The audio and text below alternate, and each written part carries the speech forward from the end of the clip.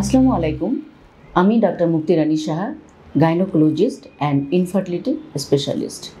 এমন একটা সময় ছিল যখন বন্ধ্যাত্ব নিয়ে কোনো কথা বলা হতো না, মনে করা হতো বন্ধ্যাত্ব একটা লজ্জার বিষয়।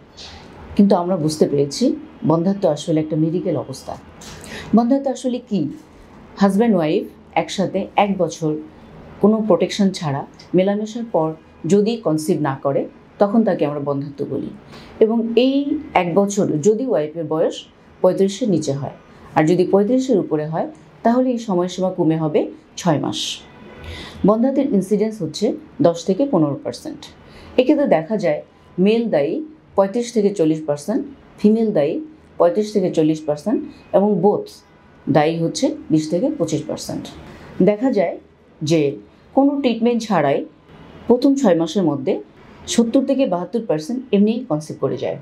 1 বছরের মধ্যে কনসিভ করে 80 থেকে 85%, এবং at the end of second year conceive করে 90 to 92%। এই যে যারা কনসিভ করে না তাদের নিয়ে আমাদের এত আয়োজন।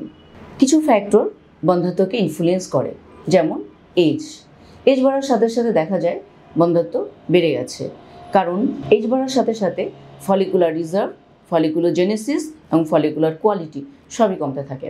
ফেলোপিয়ান টিউবের মর্টিলিটিও কমে যায়, কারণ সিলিয়ারি ডিস্ট্রাকশন হয়, এবং এন্ডোমেট্রিয়াল রিসেপ্টিভিটি কমে যায়, কয়টার ফ্রিকোয়েন্সি কমে যায়, এবং ইউটেরাসে কিছু প্যাথোলজি ডেভেলপ করে, যেমন ফাইব্রয়েড, অ্যাডেনোমায়োসিস, ইউট্রাইন পলিপ, যে কারণে বন্ধ্যাত্বের প্রবণতা বেড়ে যায়।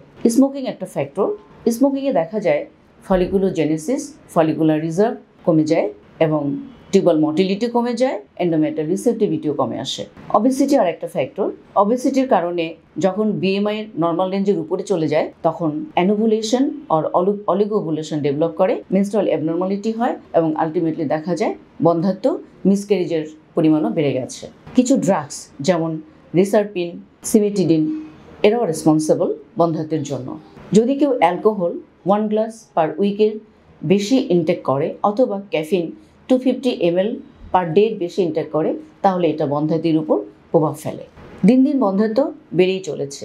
এর কারণ হিসেবে আমরা দায়ী করতে পারি কিছু ফ্যাক্টরকে, যেমন late marriage, late child bearing, আবার কনসিভ করলে যত্রতত্র এমআর অ্যাবর্শন করিয়ে ফেলানো, higher education, career build up, এবং বিদেশে যাওয়ার প্রবণতা। এছাড়া improvement of the contraceptive method and its easy access in family planning, এসব কারণে দেখা যায় বন্ধ্যাত্ব দিন দিন বেড়ে চলেছে। বন্ধ্যাত্বের কারণ হিসাবে আমরা জেনিটাল ট্র্যাক্টের বিভিন্ন অর্গানকে বিভিন্নভাবে দায়ী করতে পারি, যেমন ওভারিয়ান ফ্যাক্টর দায়ী অ্যারাউন্ড 40%। দেখা যায় যে anovulation, luteal phase defect, luteal unruptured ফলিকলের কারণে বন্ধ্যাত্ব ডেভেলপ করতে পারে।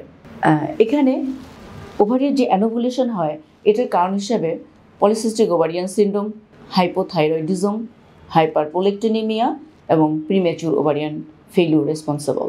এছাড়া লুটিয়াল ফেজ ডিফেক্টে দেখা যায় যে শর্ট লাইফ স্পান অফ কর্পাসুটেম হওয়ার জন্য ঠিকমতো প্রজেস্টেরন আসতে পারে না, এন্ডোমেট্রিয়ামের সিক্রেটরি চেঞ্জ ঠিকমতো হয় না, আলটিমেটলি ফার্টিলিটিতে প্রভাব ফেলে, এবং লুটিয়াল আনরাপচার ফলিকল ডেভেলপ করে, কিন্তু সেখানে ওভাম ট্রাফ হয়ে যায়।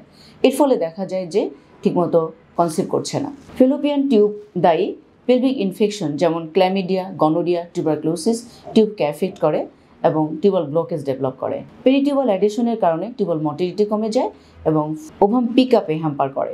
এছাড়া দেখা যায় ইউট্রাইন ফ্যাক্টর, যেটা দায়ী অ্যারাউন্ড 10%।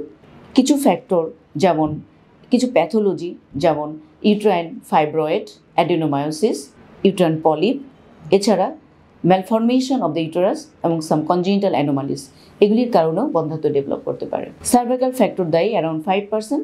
ক্রনিক সার্ভিসাইটিস অথবা কনজেনিটাল ইলংগেটেড সার্ভিক্স এবং সেকেন্ড ডিগ্রি ইউট্রাইন প্রোলাপস, এগুলি থাকলে দেখা যায় যে সার্ভিক্স ঠিকমতো সেমিনাল পুলের মতো বাদ করতে পারছে না, ফলে স্পার্ম এন্টার করতে পারে না এবং বন্ধ্যাত্ব ডেভেলপ করে। ভ্যাজানাল কিছু ফ্যাক্টরের কারণে হতে পারে, যেমন ভ্যাজানাল অ্যাজেনেসিস, ট্রান্সভার ভ্যাজানাল সেপ্টাম অথবা সেপ্টেড ভ্যাজাইনা, এসবের কারণেও বন্ধ্যাত্ব হতে পারে। কাজেই আমরা দেখতে পেলাম যে বন্ধ্যাত্ব একটা মেডিকেল অবস্থা, যার কারণ অনেক কিছু হতে পারে, কিন্তু উপযুক্ত চিকিৎসার মাধ্যমেই আমাদের এই কারণকে দূরীভূত করা সম্ভব এবং বন্ধ্যাত্ব থেকে লাঘব হওয়া সম্ভব। কাজেই আমাদের প্রয়োজন শুধু বুঝতে চাওয়া এবং সময় মতো চিকিৎসা। ধন্যবাদ সবাইকে। ধৈর্য ধরে এতক্ষণ আমার কথা শোনার জন্য।